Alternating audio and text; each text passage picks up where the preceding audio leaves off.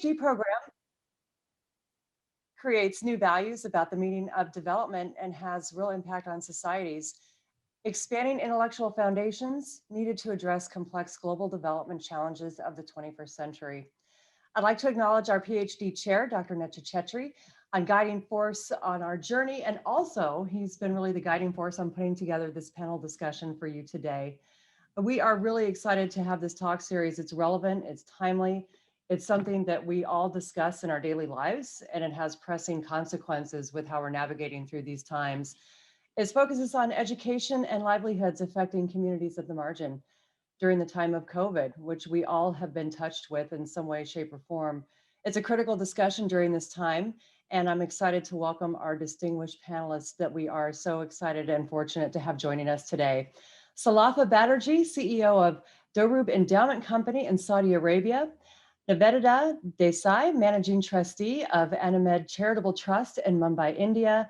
And from ASU, Dr. Kristen Hermann, Senior Associate Dean for Students in Barrett the Honors College at ASU.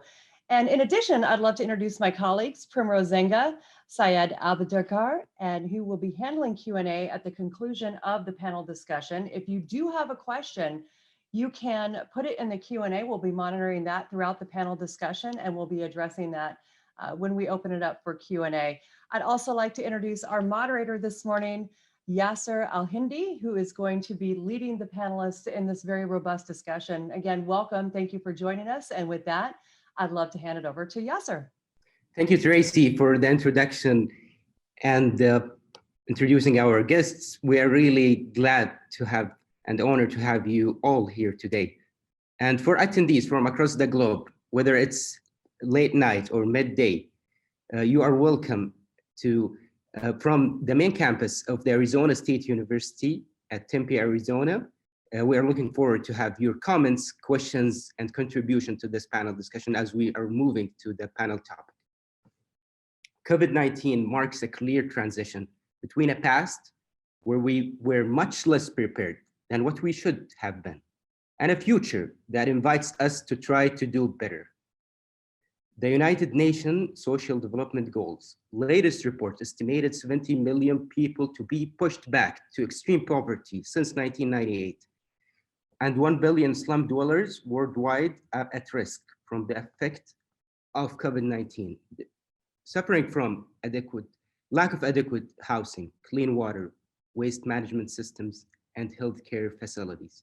Additionally, and related directly to our topic today, school closure kept 90% of students worldwide, that is around 1.5 billion students, out of school, and caused over 300 million children to miss out of school meals they depend on, as well as the lack of access to computers and internet at home. That means remote learning is out of reach for many.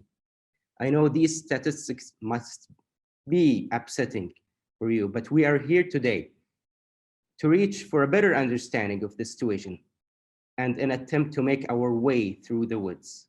This panel discussion will focus mainly on 3 topics. We will discuss the current status and getting back to basics. Then we will move forward to education new norms for marginalized people. And our final remarks will be on the post-COVID possibilities. Before we dig deep into the topics, I would like to open it up for our guests to share a background of what they are doing and to touch base of what is the current status along this tough year. Let us start from the furthest point to here. Nivedita, then Sulafa, then Kristen. Nivedita, the floor is yours. Hi, Yasser, and thank you so much for this opportunity. I also thank the ASU and all the students and all our viewers for participating in this very pertinent discussion, which is on everyone's minds today. I'm Nivedita Desai. I'm the Managing Trustee of Animed Charitable Trust. It's a Mumbai-based charitable trust that works on the causes of the underserved children, youth, and women. And the way we support all our activities for these 3 main constituents is through capacity building at an individual level, through fostering linkages to opportunities, whether in education or in livelihoods, and also to create the platform for a fair, equitable, sustainable, resilient society for all. So it's been a journey of 8 years. We founded in 2012. And in the 8 years, I think we've kind of been in preparation for the year that was, because we were getting to know better our beneficiaries, our vulnerable communities, and trying to get them as well as ourselves future ready of what the world will be like and how they can maximize the opportunities of this new world. And suddenly, lo and behold, COVID was upon us, and we had to fast track a lot of our thinking. And also, after we got over the shock of disrupted programs and activities, we decided to seek the opportunity within the adversity by virtual meetings, virtual huddles, reaching out through technology, even in the most basic form, whether it was the chat groups like WhatsApp, or the video groups like Zoom or Google Meet or Duo. Whatever technology was available, we took it and made it available to our own organization staff, as well as to our artisans, to our students, so that they could connect with us. So the connection and the support continued. And apart from that, there were a lot of emergency responses, relief actions that we had to do, because it was a year of disruption. A lot more families were on the brink of poverty. They slipped back, and we had to support with staples, essentials, rations that helped them subsist. There were also many artisans who were languishing because there was no work that we had connected them to. The market linkages were stalled because of the situation. And we were fortunate to have partners that provided survival wages for these artisans, so that they in turn became the saviors within their households, as there was no other source of income. We also responded, I think, in reflection of the courage that our artisans showed by giving opportunity or getting women to work in hubs to start responding to the need for masks. And they started making masks on orders, and they worked in a brilliant manner through whatever services were available to make and distribute the masks to where it was needed the most. I think we also took the opportunity to connect all of our beneficiaries and families to important government welfare schemes, because this was the time when it was needed the most. I think that I can go on and on, but I can tell you that all of these experiences have created much more understanding and empathy, and also urgency of what more we need to do, as I said, to be future ready for our communities that are at the margins. Thank you, Yasser, over to you. Thank you, Nivedita, for this share. Sulafa, please. Hello, everyone. I'm honored to be one of the panelists on this interesting discussion.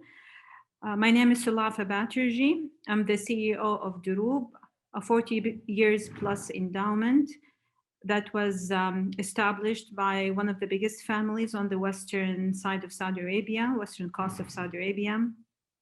I'm the third generation to manage this trust.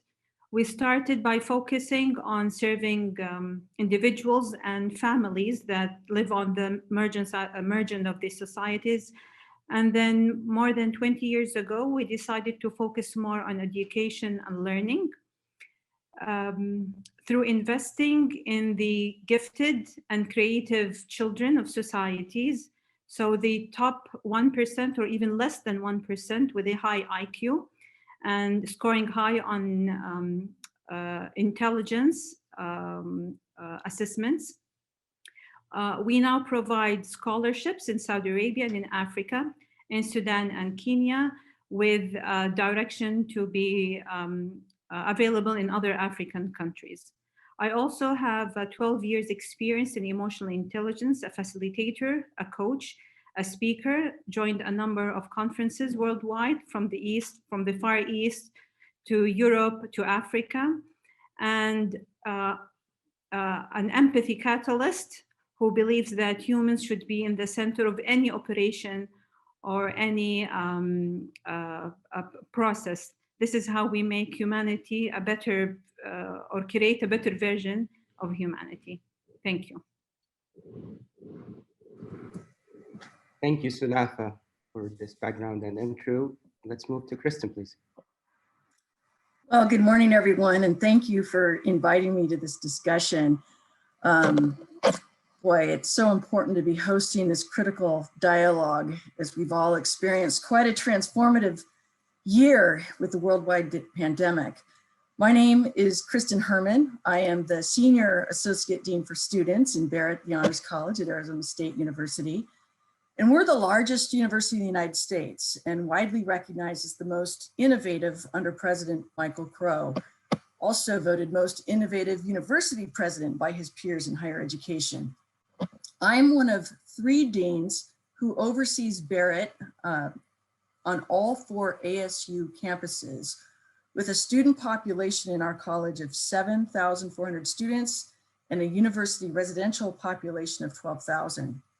I'm also the Barrett Dean for Students, so I was very much embedded in the management of COVID over this past year and how it was impacting our students and our faculty and our staff. ASU is like this living laboratory in higher education with 130,000 students to manage at scale. And COVID has really exposed our institutional vulnerabilities and enabled us to address how a public university can solve problems. We really had to reassemble our environment and power through a year that none of us expected. And it's that capacity to focus on what we needed to do that I think is real leadership over this last year. You know, in addressing the challenges and practices that emerged in response to COVID, I would say my first priority is the health and welfare of our students. So we have a lot of socioeconomic diversity within the Honors College, where there is high financial need for hundreds of our students.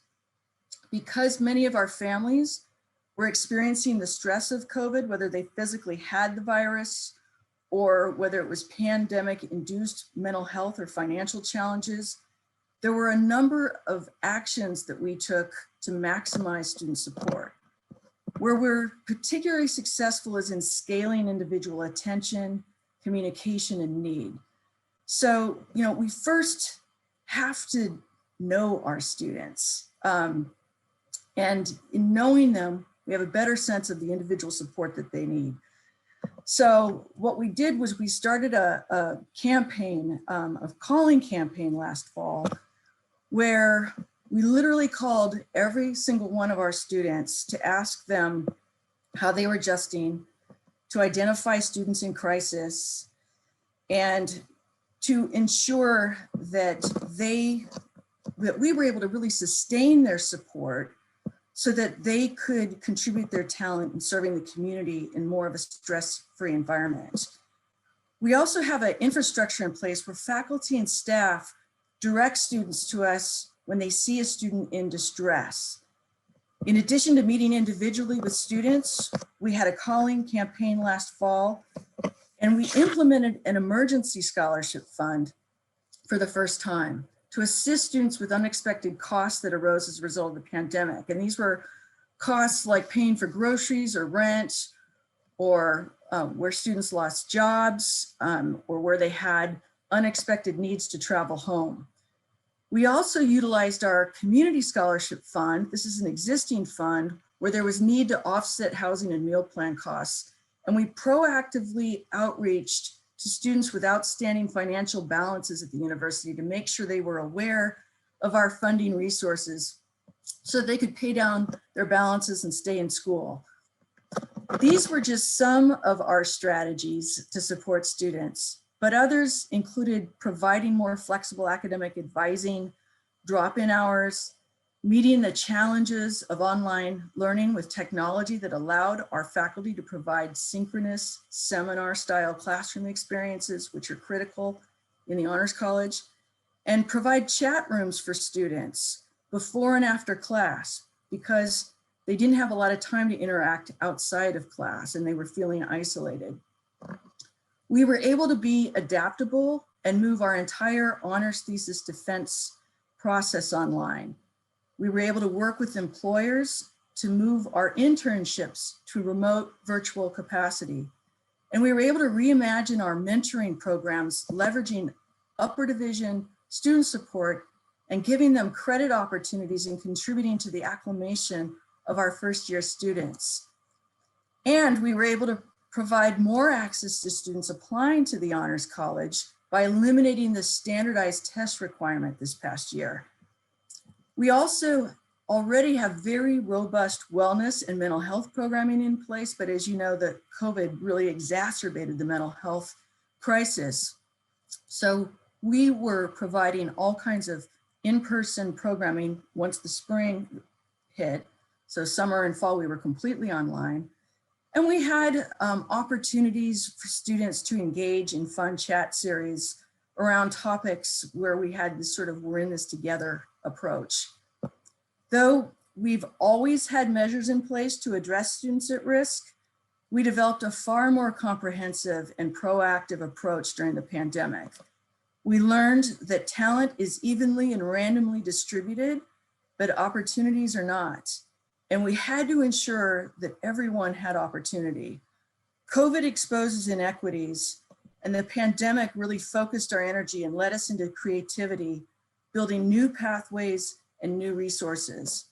We had to culturally advance and recognize social inequities and utilize technology to innovate, stretch, and advance the capacity of the university during this time.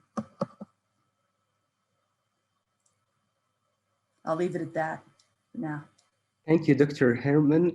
We're really glad to have you here, all of our speakers. And I know that we will have a lot of more share of what's happening in the ground as we are moving forward to next points. So I am referencing here Bartlett 2020 paper, Power and Social Control of Youth During COVID-19 Pandemic. While social distancing and other guidelines to protect the public health of US population at large are implemented, COVID-19's impacts on youth goes beyond staying home from school. Rates of poverty, abuse, neglect, and unemployment have risen during this pandemic, and millions of youngsters are not receiving the necessary support. We're getting back to you, Kristen. So what does this disruption imply for students across the socioeconomic spectrum? Sorry, I didn't hear one of the words that you just said. Can you repeat the question, please? Sure.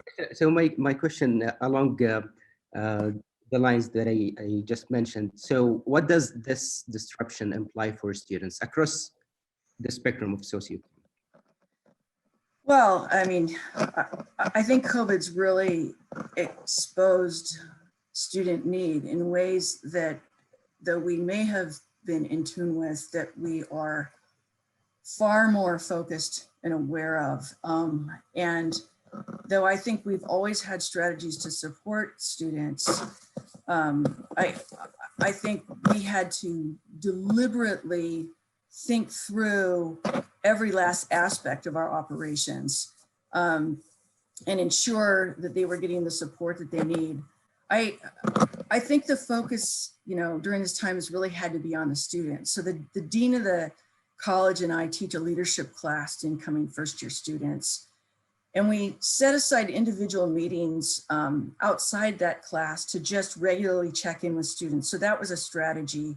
We divided the students up into thirds, and I'd say that a third of the students that I saw were just joining 5 clubs, it was as if COVID never happened. And another third were struggling a little bit, but really just maintaining. And the next third were really struggling in isolation. In each of those cases, we had to learn as much as we could about the student as we were meeting them to determine how to support them accordingly. But particularly with incoming first-year students, they're already wondering, do I belong? Do I deserve to be here? And so with some of the 360 approaches to the student that I was mentioning in the introduction, I think we were able to eliminate a lot of those barriers. Very interesting sharing. And building on these points, and previously, Navarrete, you mentioned empathy, understanding, and so how the social and cultural context is reshaping the vulnerability of students. Yes, so as we said, the mental health has been a very key aspect where people have been affected. And whether they were rich or poor, whether they were in the cities or in the villages, I think everyone was affected, but had different coping mechanisms. So the social and cultural factors definitely played a role, because in the cities, and my own experience has been that after getting over the shock of the suddenness of lockdown and COVID, the fear of the unknown, getting over that, I think we also saw it as a good time to connect with the family, to do things together, to really focus on the positives. That was our way of coping. There was a lot of new cooking led by a YouTube channel, cookery shows that was done, which helped us to cope with the times. But as we, saw from our rural communities, it was harder. I think, like I said earlier, the reality was much more grim for them, because it was not just about the disease, but it was about livelihood. It was about closure of schools. It was about loss of the social contact, or the loss of a midday meal. It was about the loss of access to a clean toilet or pure water for children going in the tribal communities to the schools, where it was also about higher malnutrition, because they were missing out on midday meals.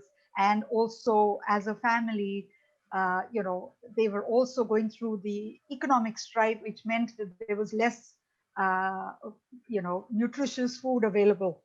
And I think the social and cultural context definitely had that impact, and differences of mechanisms of coping. There were positive mechanisms, as I mentioned, but there were also quite a few negative mechanisms. Mental health being one of them, depression and anxiety driving people towards alcoholism or substance abuse.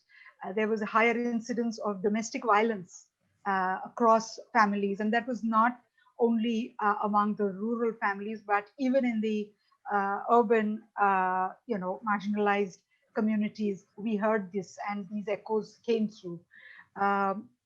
We also saw, a lot of unequal treatment within the household for the use of, for example, mobile phone for accessing online education. So an example of, a girl who comes in as a nanny to play with my grandson was that she had to, step up to take up a job, because she was not going to school. Schools were closed. There was only online education, but she was not able to use that time for her studies because there was only one phone, and her brother was studying, and she would come and be a nanny and earn money. And when late in the evening, she would go home and try to cram some of her studies by referring to her friends or getting videos.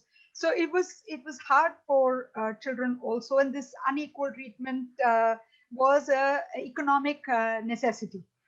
The workload on women on the household front was much higher. In India, there's a study that Dalberg conducted, which says 30% higher load on the women.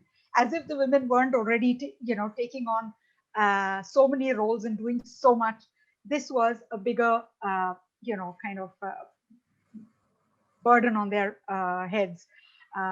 So the social cultural context, I think, had many repercussions on how COVID impacted different families across India. There was a lot of migration because of people who were in the cities to work for a living were afraid of what was happening in their neighborhoods and that would happen to their families, their children. So they wanted to flee back to their villages and they couldn't afford the rents of staying on in the city without having a job. And they were spending a lot of money to take up a transport that was, charging huge premiums and taking 2-3 days on the road. There's no food, no water, nothing. And they still took that risk because that was preferable to being starved to death or to really have your children affected by COVID. And when they went back there, the situation was even more grim because the villages, the rural, families did not accept them quickly because of the fear that they would bring the disease with them. So migration really was a double whammy for them. It didn't work out, the way they expected, and also it was not easy to return back to the jobs once the economy started moving forward. So it's been quite a challenge for all sections of society, I would say. Absolutely.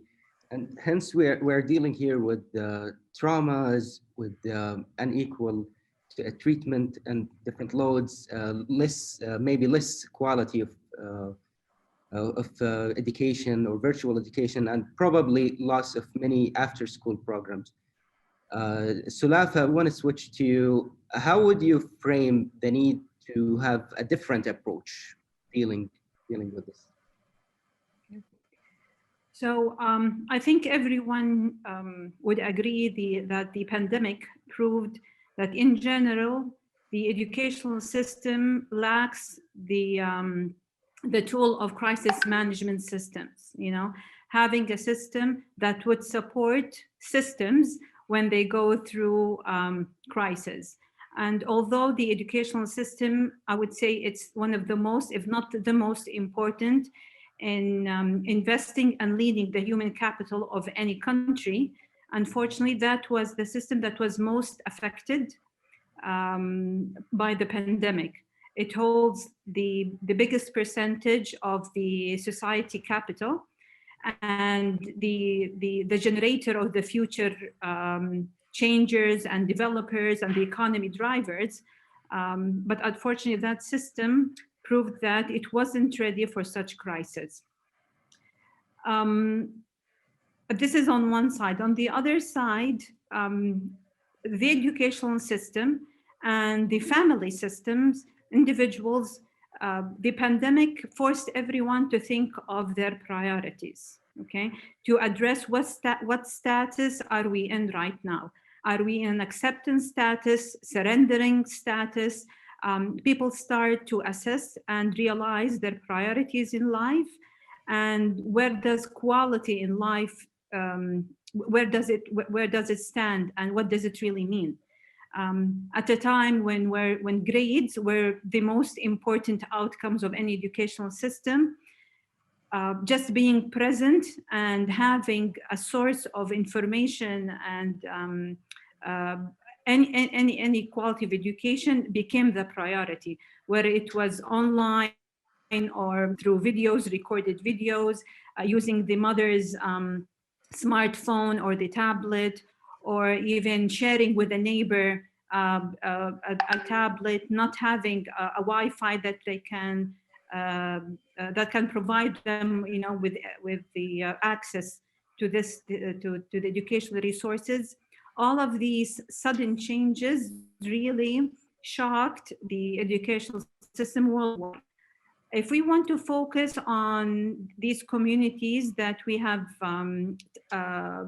assigned that they're living on the margin of the society, I think these community really went back to the basics. Even daily education didn't become as a priority as people think it would. Surviving, feeling safe, protecting their children from going back to the streets, and all that effect of the free, unguided time became a challenge. In some of the countries where we have our scholarships, the challenges that everyone was facing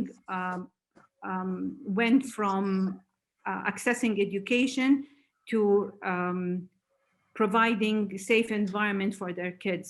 And as you've shared, Yasser, in your introduction, through the scholarships that we provided, students gained clean, healthy food, sustained meals, full three meals a day, proper medical care, a clean place to sleep and live.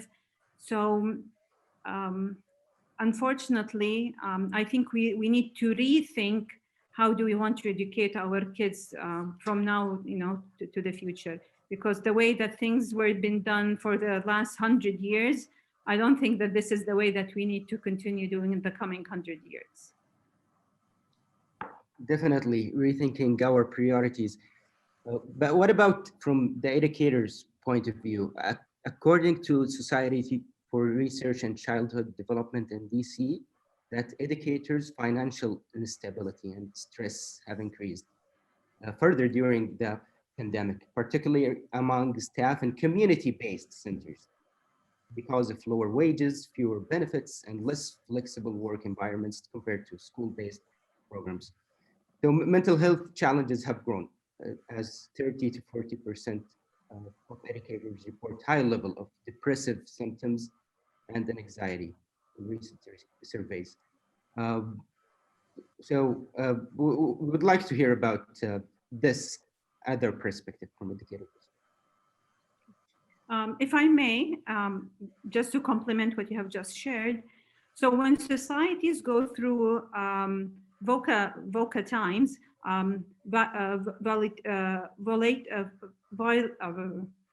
volatile and uncertain and complex and the biggest times, people by their nature go back to their main drivers, human drivers that drive communities and societies to move forward. Some of these most important drivers are motivation, execution, dealing with change, the sense of being part of a group, a sense of commitment, and of course, and above all of that is trust. Educators themselves, I would say that they are one of the most challenged community in the educational system that had to balance between their duty towards the responsibility toward educating the future generation, and between what they are as individuals and humans are going through. Okay, and if there aren't the systems that support them to actually build that kind of connection that is built on trust, or if trust wasn't existing from the previous experiences, if they are not equipped to handle change and to navigate and to use change as a tool to innovate, if they are not equipped with their internal motivation driven by their belief in the importance of education as a tool to drive societies and drive economy, I mean, definitely they are, they're one of the most aspects, of individuals that were challenged. And this takes us back to the basics, when preparing our education system with the right individuals to face change, with whether this change was positive or whether this change was a pandemic, a crisis. Are we really equipping our educators with the proper tools to drive the society and drive the economy? This is a question that really thinks, that really needs to rethink and to focus on for the future. This is from one side. From the other side, the mental well-being of individuals, if I am as an educator, I am facing challenges in balancing my well-being and being present and addressing. I am a parent at the same time as I am a teacher. How am I balancing between all of these roles? How can I expect from them to give using the simplest or sometimes not even provided tools and carry the responsibility of just going through the academic year to reach the final or finish line. I think that individuals in the medical care and in the educational systems, these are the two that really suffered through the pandemic. They both carried huge responsibilities in different versions of supporting the society and the economy. But I would say that within the educational system, they were less equipped with the proper tools. If I may add, Sure. I think the teachers, the educators, I think for them, it was even bigger transition to the whole online education, which they had not been as trained in or already familiar with, especially in the government schools, especially in the aided schools. And suddenly they've been plunged into this whole shift to online education, connecting to students across many homes. And they, had to deal not just with the technology, but also with how to present the content, how it's going to be delivered, how is it going to be accessed by their students. And also, when a student is in front of you, your interaction and your observation of the student is much, much more, valuable. When it is a screen, there is no way you can monitor 30, 40 kids. And so the teachers had a huge challenge on how they managed it. And I think even, students who are learning to be teachers, because of the whole, shift, India has just launched the national education policy after decades. There's a whole shift to the way education is being imparted and, is going to be imparted in the future, which is going to be more student centered. And there's going to be more interactive. There's going to be more emphasis on education for all. There's going to be more technology platforms that will be used. And so the teachers, educators need that skill building, that skilling.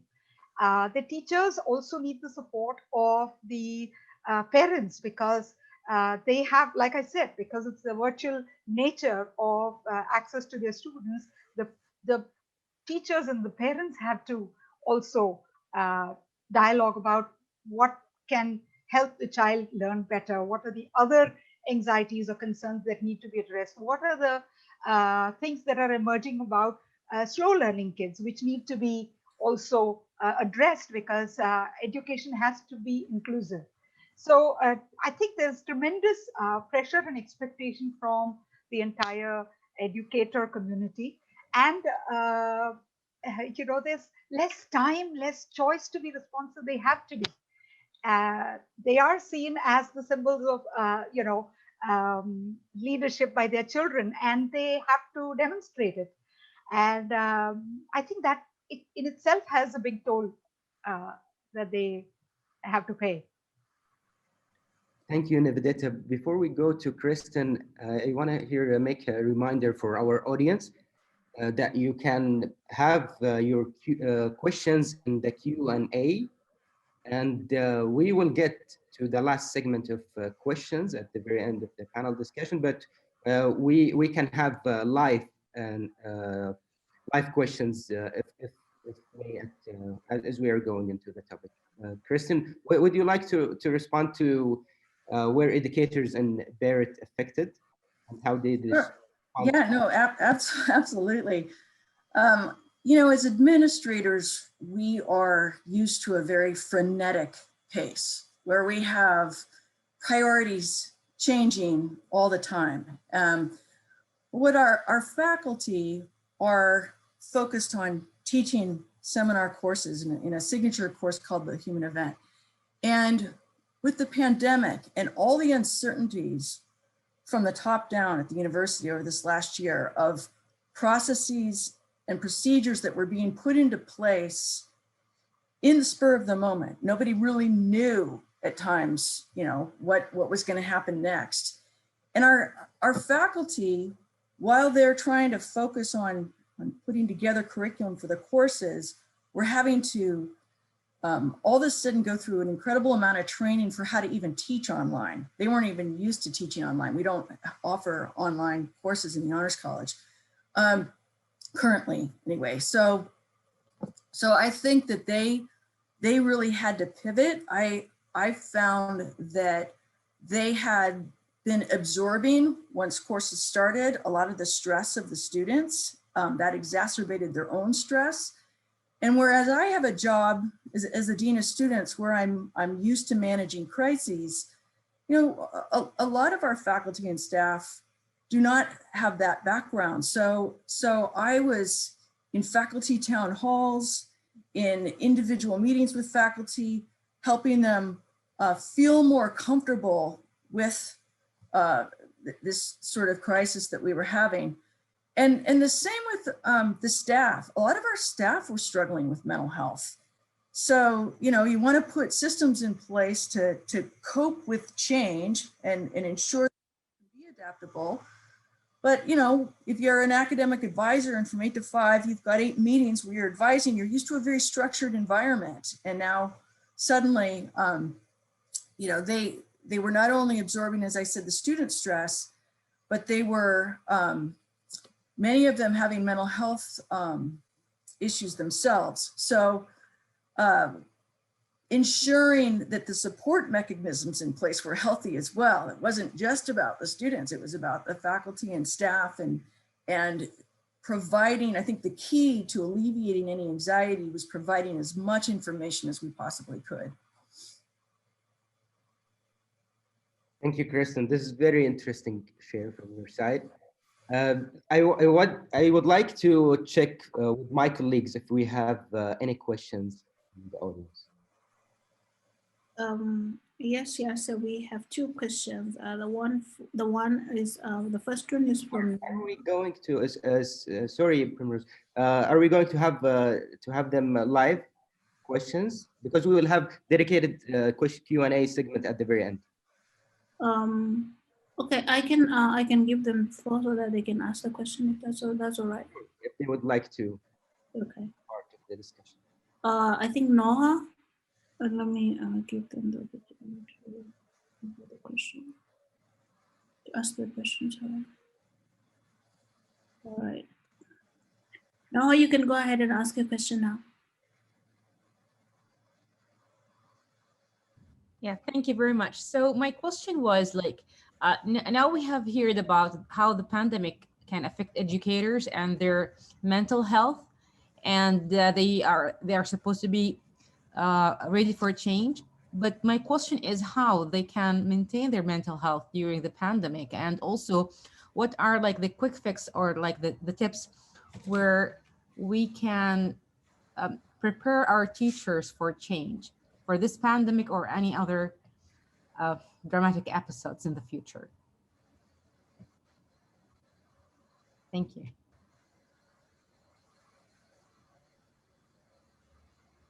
Thank you, Noha, for the question. Our guests, would you like to respond? If I may start? Sure. Yeah.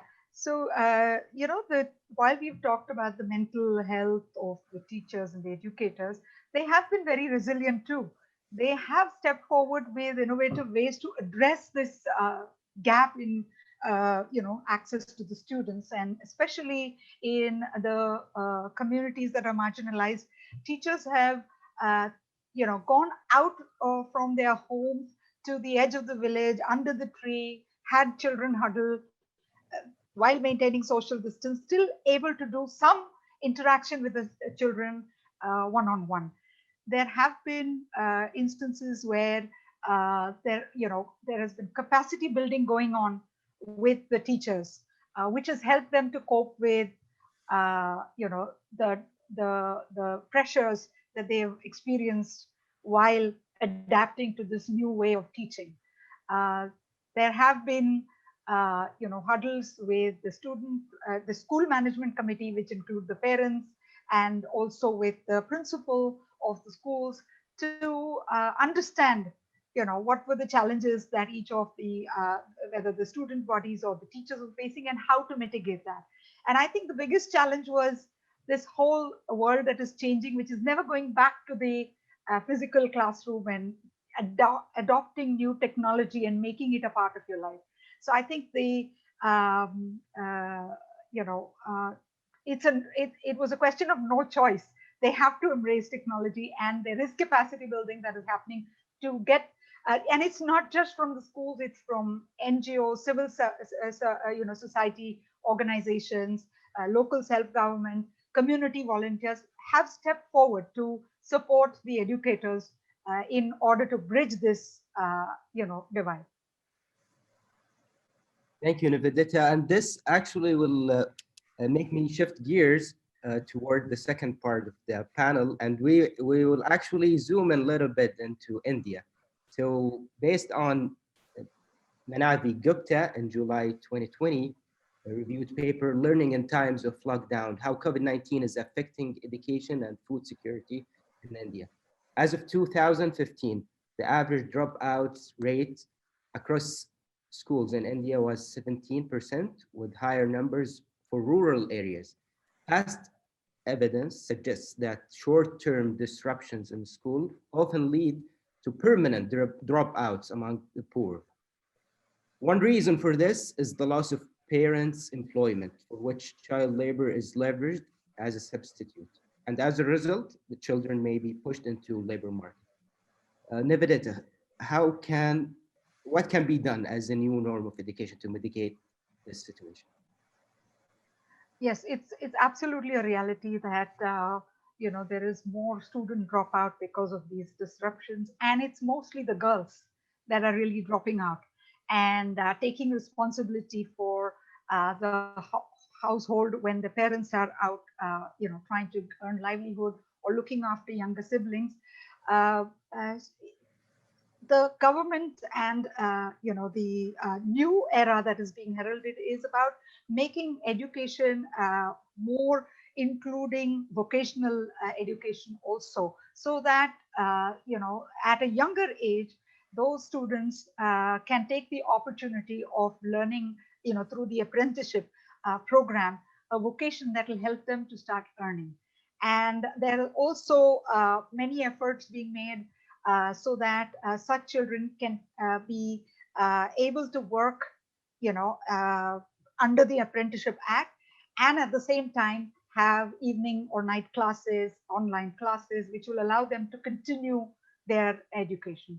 So there is no easy answer for this. It is still evolving, but I think the powers that be, the ones that are making the policy, are looking in the right direction, are thinking in the right way by making education not just the deductive learning that was, but more participatory, more ready for the real world, and ready for children starting or getting a work experience so that they can earn a livelihood to supplement their family's income. That is not to say that children should start working early, but it is to say that poverty is a reality, and these families have to cope with it, and we have to enable the environment where they are coping with it in a positive way.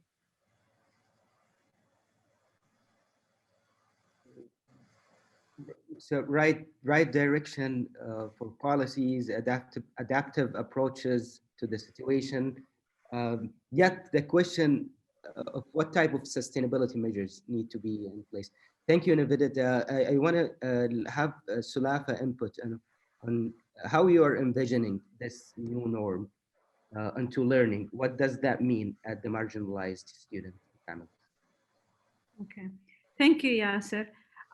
One point, I'm very excited to answer one of the questions, if you allow me, and then I will link it to answering your question, is that as humans, from the beginning of our existence, we realized that we face diseases, okay, or we have disease, we get diseases and we become sick. And with our intelligence, we were able to create vaccines and supplements and that support our physical immune system. Okay. On the other hand, when it came to mental well-being and our psychological well-being and our emotional well-being, in the last couple of years, the world have been shouting out of the importance of this aspect of us as humans, as if it has suddenly appeared or existed, although it was part of our existence from, for millions of years.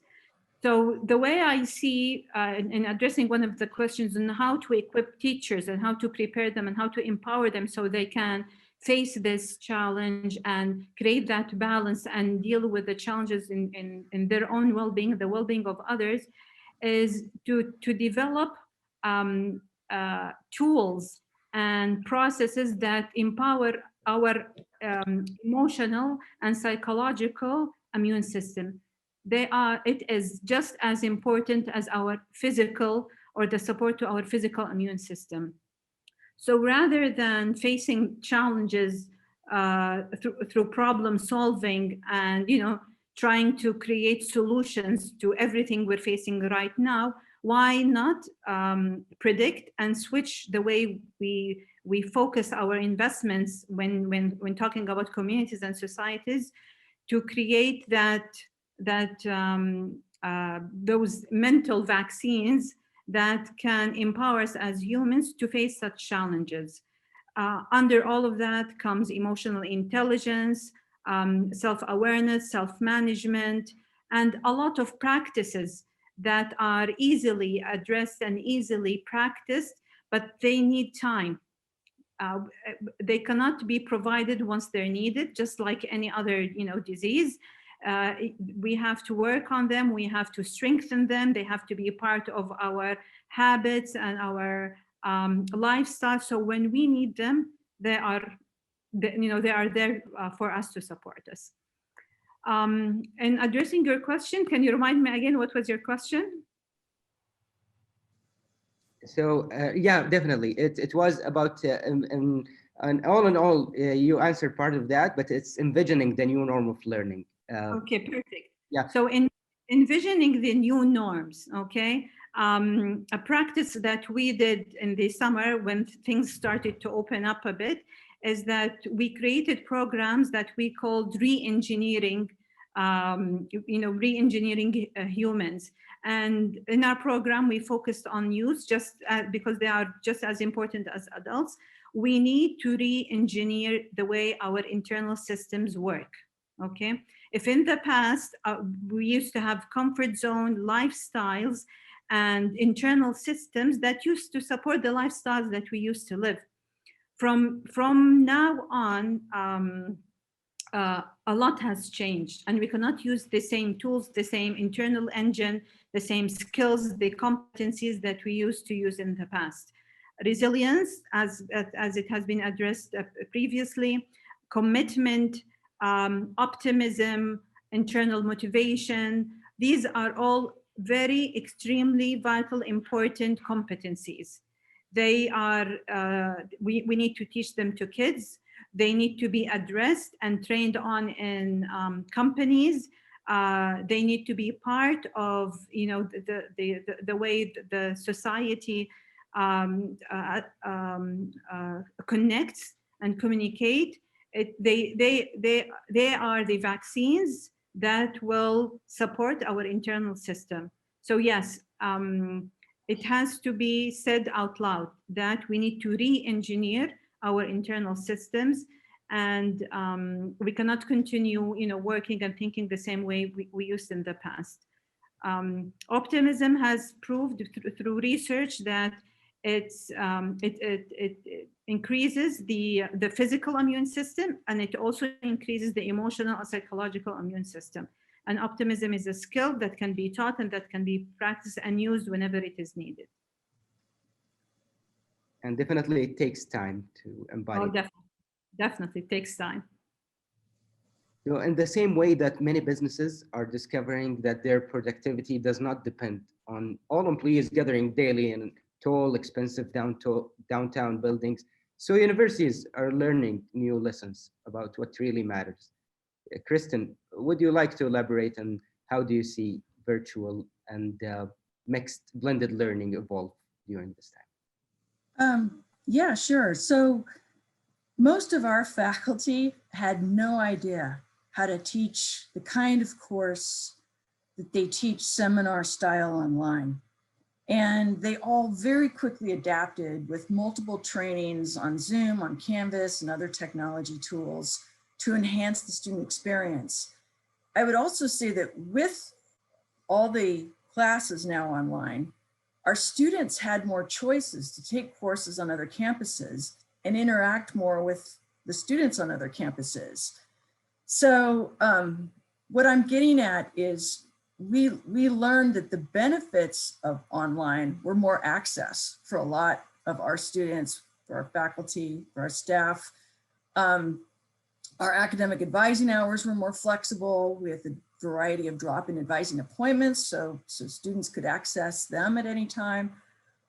Students that were struggling with their writing skills could access our writing center and our tutoring centers on campus.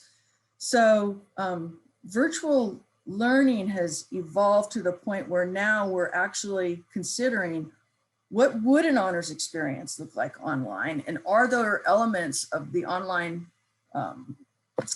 pieces that we should be incorporating into the honors college experience, especially for our non-traditional students, that would assist with sort of expanding our ways of thinking about the traditional student. Thank you, Kristen. I want to double check if we have a live question or a live comment. Yes.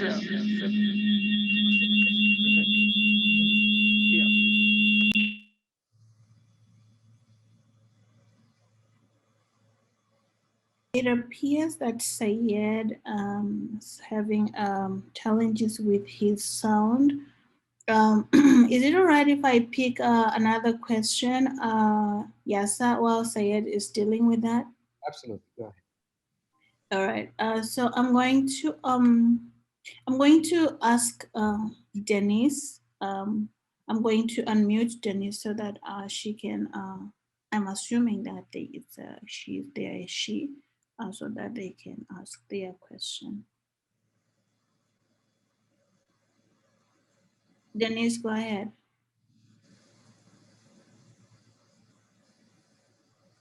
Okay, thank you for the opportunity. This is a very, very essential discussion, I think, across all territories and countries.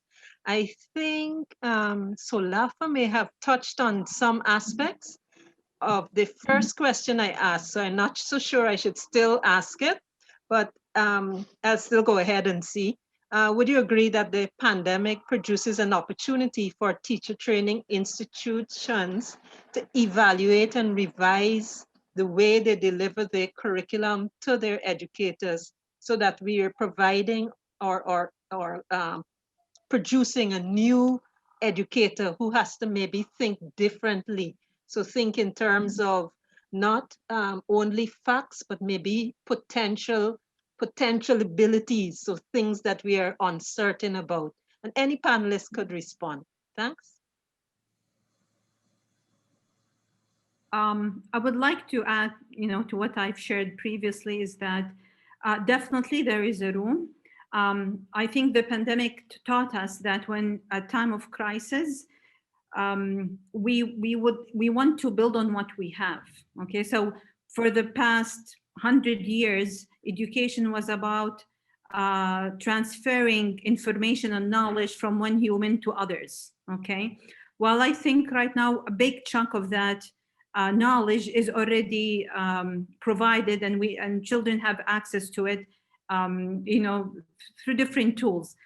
But I think what we need to focus on from now on, as part of re-engineering our internal systems, certain competencies and skills that enable students and teachers that even when sources of knowledge and information is not available, they have the capability to seek it, to find it, to reach out. I think our teachers and our students need to focus on developing their self-independent learning skills, their motivation and believe in the importance of growth and learning. They need to focus on social emotional learning. I think social emotional learning in the past was a luxury, while from now on it had become a necessary. Students and teachers cannot act upon their roles as learners and as educators if they feel scared, if they are uncertain, I mean, one of the questions was talking about the new norm. Even this new norm, it is a space of uncertainty. We do not know what the new norm is. And a good number of countries are planning to go back to physical learning in fall of 2021. Are we ready? Do we really know how that physical learning is going to be? I mean, we've seen cases with children who had social anxiety just because, you know, being with other children, and not a big number of children, but, you know, with more children, where they were for 7 or 9 months closed in their homes. So are we ready for the new norm? Do we know what the new norm will come up with? Can we predict what are going to be the reaction of the students and the teachers when we have 20 or 40 plus students in one classroom, especially on those, you know, on those in those communities and schools where, you know, they serve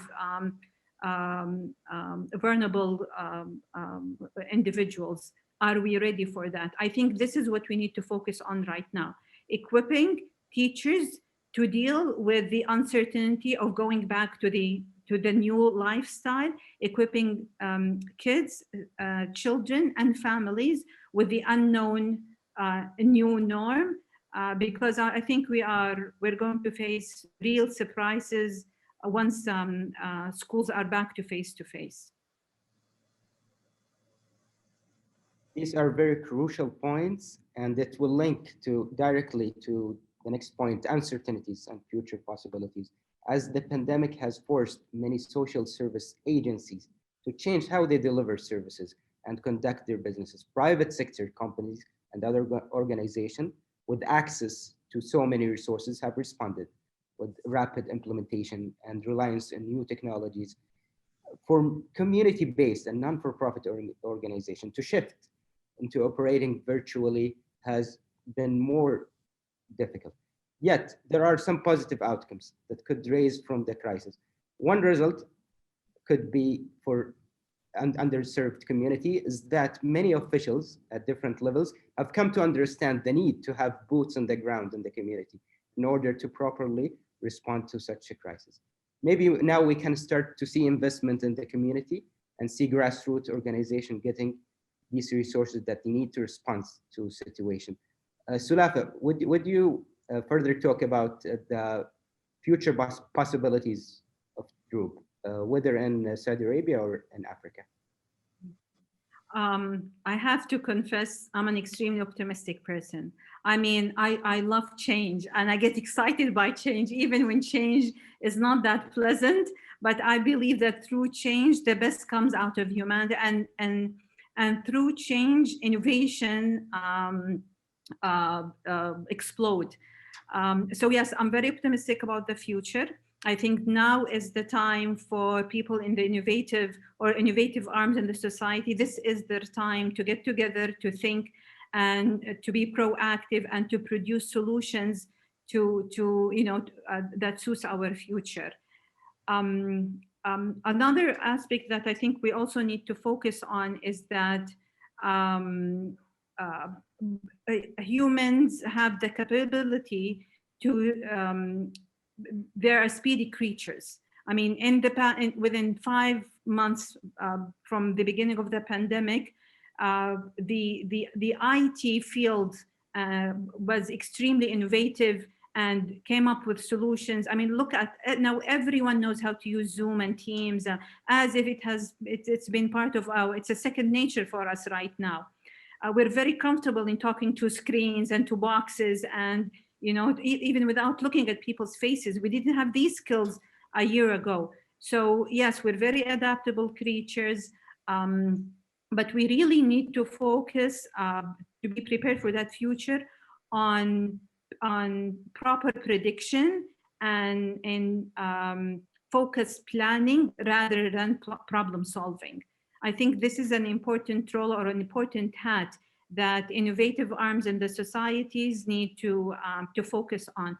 Let's shift from solving problems that we are saving, especially those of us who work in the field of serving humanity and societies, to the hat of strategic planning on how we imagine the future is going to be. So shift from problem solving to innovative, to building an immune system that supports us, to planning what really how do we imagine the future. Thank you, Sulafa, for your optimistic points.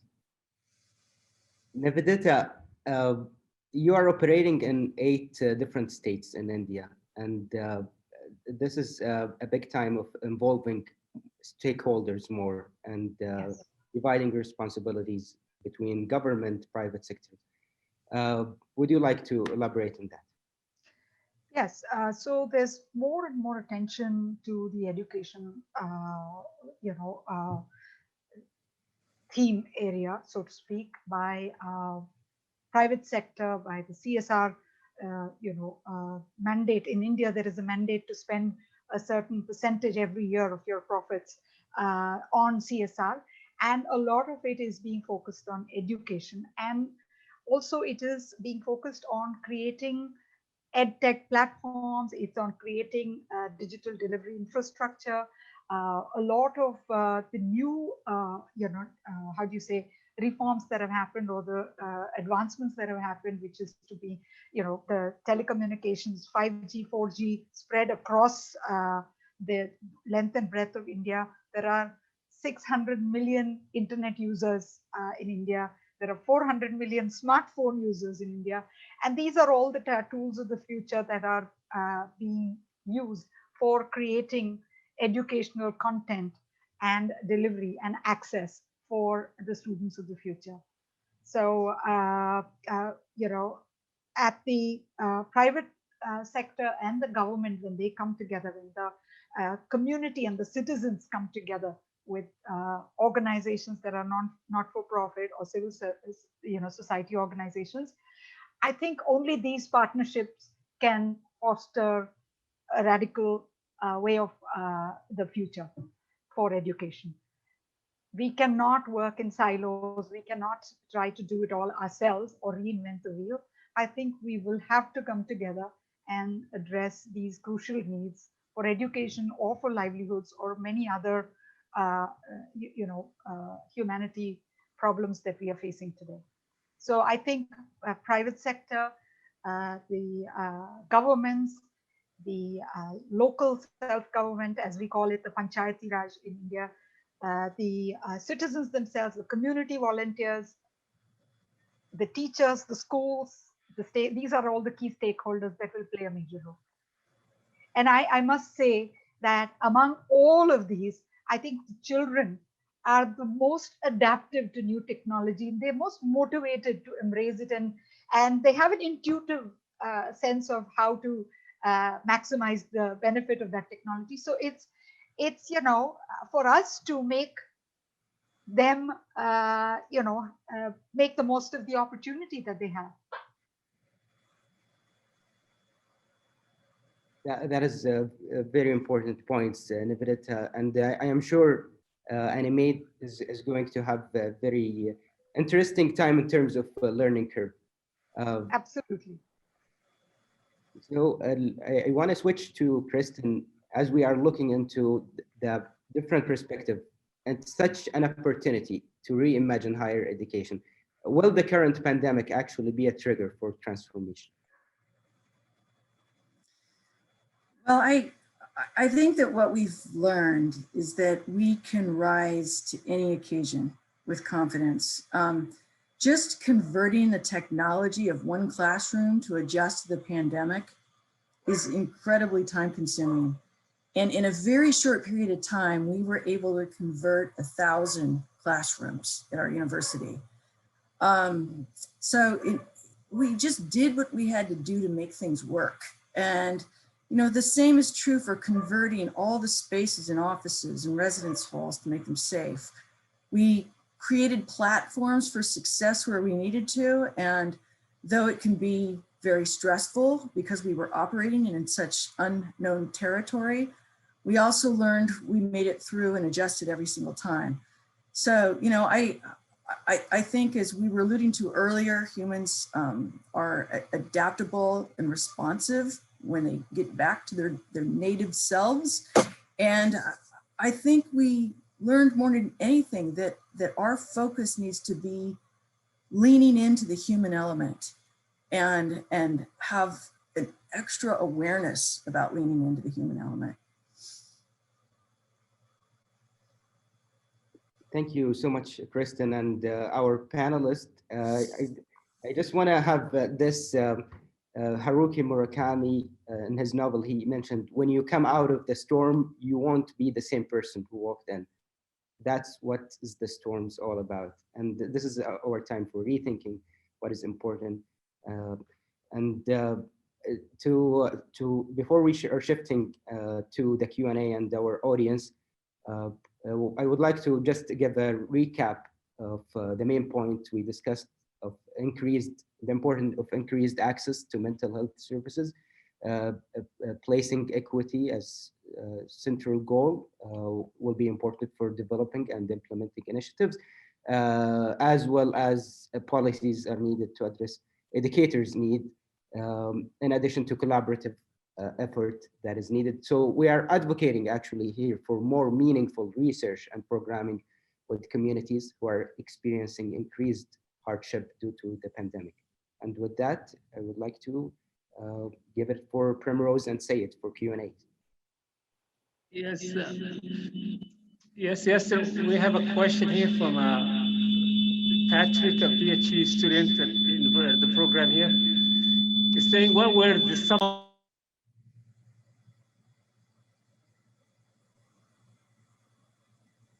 Syed, I think we've lost you.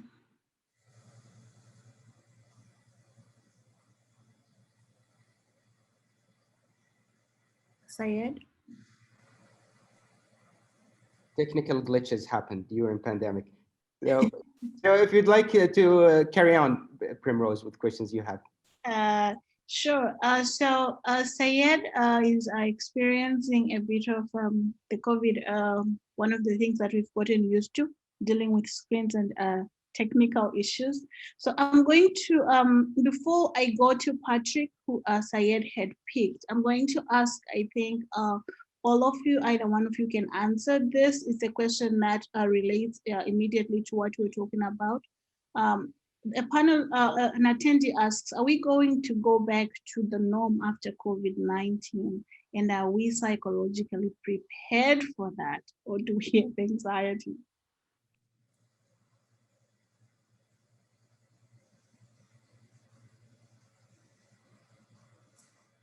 I just feel very positive. I think we're going to be fine. I really do. I think that we have so much more confidence in our adaptability, and I think that we are very successful at meeting people where they are and getting them the support that they need, whether that's faculty, staff, or students. So, and with technology, I mean, it was quite a bumpy ride there for a while, but and with preparing spaces that were safe, and with challenges in just once we did come back and were able to have some in-person capacity with groups of 40 or more. Right now, we're in the middle of planning an in-person component to our convocation, our commencement. with really only a week and a half, 2 weeks to do so.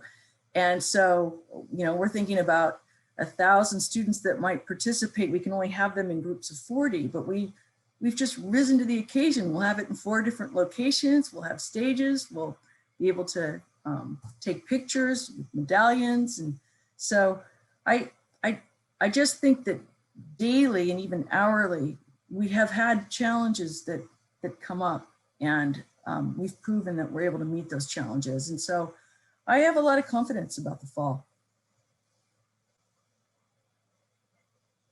If I may take that further, I think there's no looking back. I think we've all changed as a society, as a world, and out of the adversity, we found new ways of coping, and also taking that extra leap forward, which enables us to be ready for the future opportunities. I think a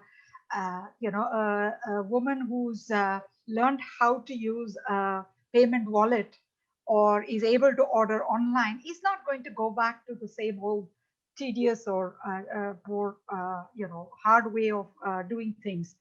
A person who's now having a bank account is not going to want to deal with cash because it's safer, their money is growing in the bank. So these are new coping ways that they've learned, which is actually helping them to leapfrog forward, to be also students. Now they can have faculty from anywhere in the world. They can enroll into any online program that they wish to. These are all things that have been made possible, and in a very fast way we've transitioned into this era of possibility. So there's no going back.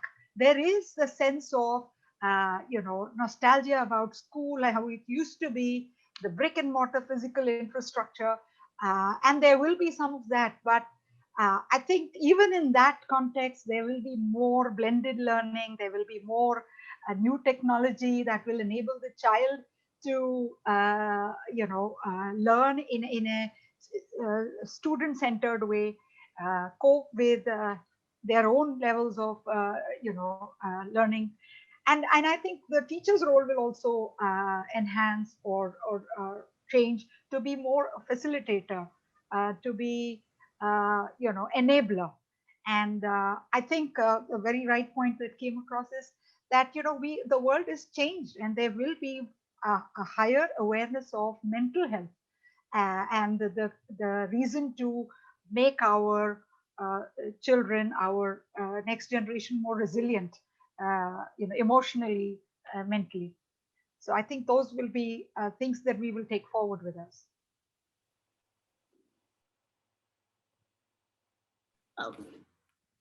So Lafa, if you're not going to also tackle that question, I am going to move to Patrick's question in the chat. So Patrick would like to know, he says, what were some of the major infrastructure challenges that you had to overcome to reach the students on the margins, especially in rural communities? How were these challenges addressed? So I'm going to ask, I think, Navedita first, because she works more with rural communities. And Solafa, if you have something to add, you can jump onto that question. So there were huge challenges. One is that, our after-school remedial study program called Saksharta, which is literally literacy, had to come to a halt. The academic year started again in June. We couldn't restart these classes, and they were the lifeline for these children because they were getting, better quality education support, which even in their government schools, they were probably not having a similar opportunity. The other thing is that, many hostels or places where especially the tribal community families send their children for a better quality education, they shut down and they had to go back to their homes where the families were not yet, it was difficult to cope with a job, going out on the field and working, and also having to tend to the child at home. So the challenges were their student fallouts, dropouts, and switching to earning livelihoods. All of these emerged because schools were not accessible, because learning was hampered, because these remedial after-school study centers were closed. Thank you, Sulaf. Would you like to take that question too? Yes, sure. So because of the pandemic, a good number of the families that we support through the scholarship went through economic challenges.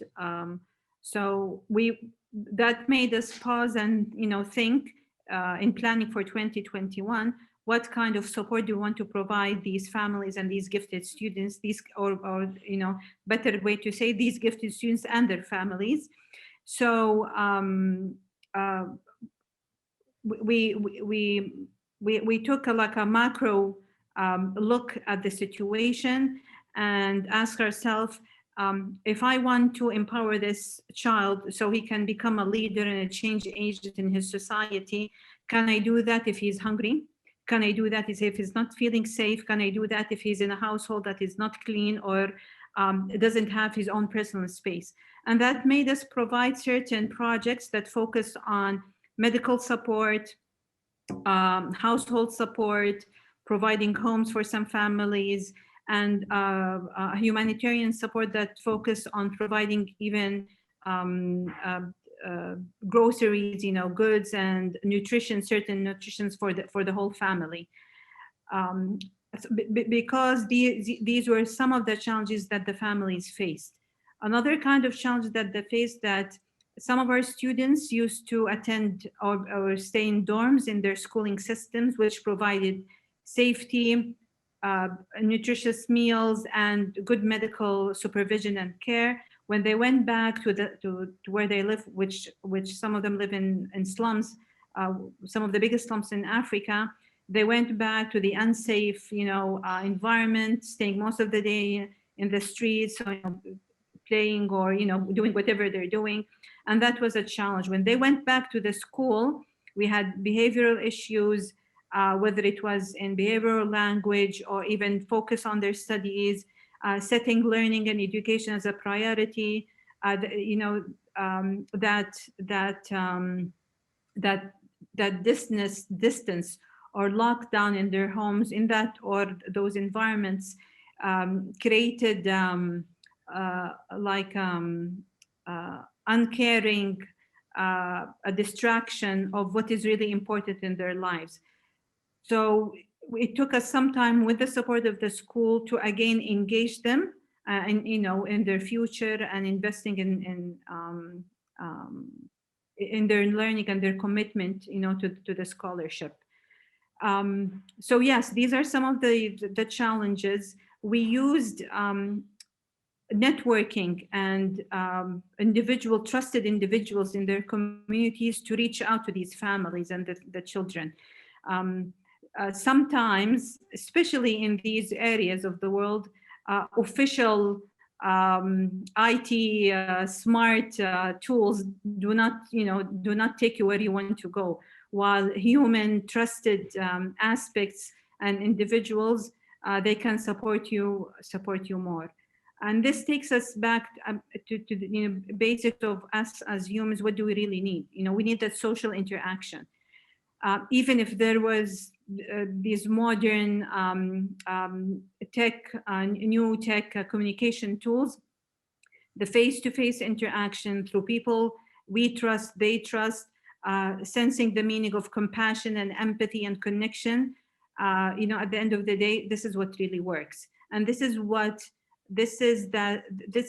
the most powerful tool for us as NGOs, as supporters, to really understand what these communities need, and for these communities to reach out to us and accept our support and our empowerment. Thank you so much, Sulaf. So we have 4 minutes left. I'm going to ask Dean Hermann this question first to briefly address it, and if there's any time left, Solafa, you can also address it specifically because you two come from a background where you deal with students who have to be judged on aptitude to get either into Barrett and also into the Droop Scholarship Program. Dean Hermann, earlier you said that during the pandemic, you have, I think, reduced or scrapped the aptitude tests that were required for students to make it into Barrett. And the question here is that pandemics, shocks, and epidemics set those who are, I think, from underprivileged backgrounds back. How do you have a way forward of being able to absorb or reaching out to those kind of students going forward when the pandemic, I think, is over and we're reopening? Yeah, I think we're reaching out to far more of those students. We had, in eliminating that standardized test requirement, and one of the reasons we did that was because not everybody had access to take the test. And so we thought we'd pilot that anyway. But since then, we have a 55% increase in our applications from last year. And we feel like we have far more students applying to Barrett than would have ever applied before. We have 9 different metrics for evaluating student applications, and we're the only university in the country that actually has 2 faculty and a staff member that sit in committees of 3 reviewing 65, 70 applications at a time on a revolving basis. There's about 150 faculty and staff in the college. So we actually select and shape the class coming in. There are more and more opportunities for students to demonstrate their talent in other ways aside from the standardized test, which that is a metric that students could still provide us if they wanted to, but we weren't necessarily looking at just that, and not looking at it all for those students that chose not to. Solafa, I think we have, I think this has been such an exciting discussion. We have only 1 minute, so now I have to give it back to Tracy to thank you all and to thank our attendees and to wrap up. Thank you so much. Tracy. Yes, thank you so much, Primrose, and thank you to everybody who joined us today for this very compelling and important discussion that we had. A couple of things that really stood out to me with all of our panelists was how the innovative spirit, resilience, and the triumphant attitude and the optimistic, as Solafa was talking about, change and everything is really kind of an exciting thing, no matter how difficult. It really illuminates that we do have a positive way forward. And the individuals involved with charting that path, it brightens my heart, and it's a comfort to know that not only are we getting through this and finding different ways to adapt and to be able to move forward, but it really sets the example for those of us who are really looking to us to help lead the way. So thank you so much to our outstanding panelists, Kristen, Solafa, Nivedita, and to my colleagues, Primrose, Syed, Yasser, for doing a fantastic job moderating the discussion. Cindy, Melissa, and Eliza from the School for the Future of Innovation and Society, who helped put all the back end pieces of this together, and all of you for joining us today. And finally, another acknowledgement of our PhD chair, Dr. Netra Shetri, who does a great job of really help illuminating our light and our path and how we are really uncovering a lot of these topics and how we can add to moving things forward. So thank you all for joining us today. We wish you a wonderful rest of your morning, afternoon, evening, wherever you might be joining us across the globe. And we look forward to seeing you again soon. Thank you.